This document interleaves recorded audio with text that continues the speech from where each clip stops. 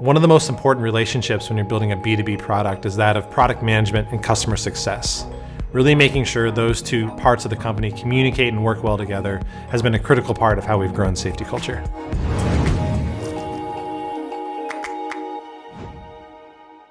My favorite thing about working with customer success is just their vast knowledge of everything that is happening in the product.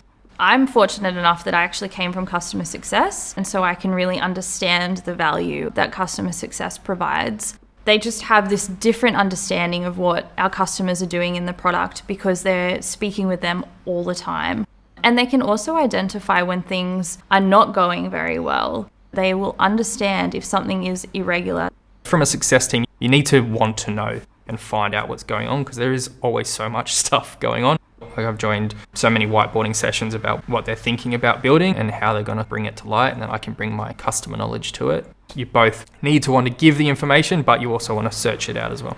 Where I think we can get the most value out of them is really trying to validate if an idea makes sense before we invest in going and speaking with our customers.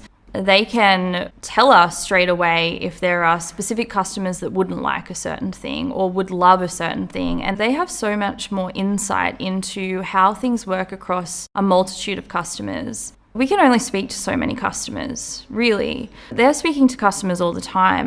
Working with the account executives, working with our customer success managers to be on the pulse with our customers today, to know where they want the product, where they have the pain points and what we can do to solve it. All of that informs a roadmap, and you need to have really strong communication with these different teams.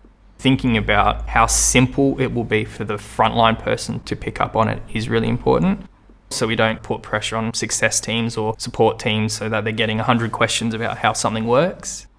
There is absolutely no point in building a feature for one specific customer.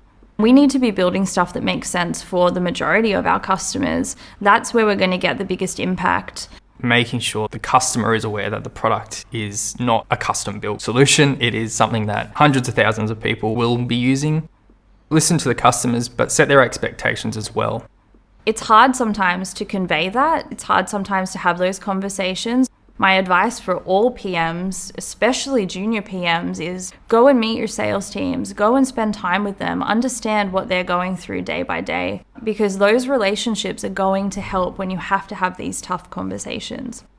It's been a learning experience to realize that everything that gets communicated to us doesn't necessarily need to go to the client. We've been told we're building this and then this will come, and then we get really excited. We convey that message to the client, and then a couple weeks later, month later, it's just been scrapped. It's fine to change. It's just making sure everyone has a really clear idea of what's happening and what's going to come next. It's tricky at times to balance account managed organizations versus our self-serve organic customer base. The thing that really helps is to identify which customer base we are really doing this for and what the goal is, what the objective is. And if we can communicate that really well with them, then they completely understand. And there's a bit of give and take in terms of, well, what's the priority? But everyone is working towards the same thing. Our customer success team is awesome. They're just an amazing resource for us in product. I actually think that customer success is the best way to get into product management.